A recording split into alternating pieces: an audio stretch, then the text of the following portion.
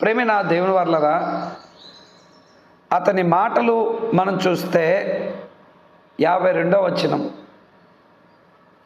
యేసు ఆ జనము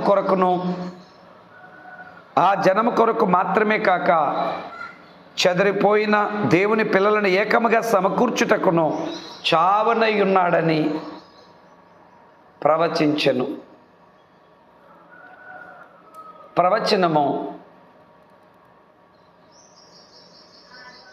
తెలియకుండా వచ్చే ప్రవచనం, మనుషుల ప్రమేయం లేకుండా వచ్చే ప్రవచనం. ఇది దొంగ ప్రవచనం కాదు,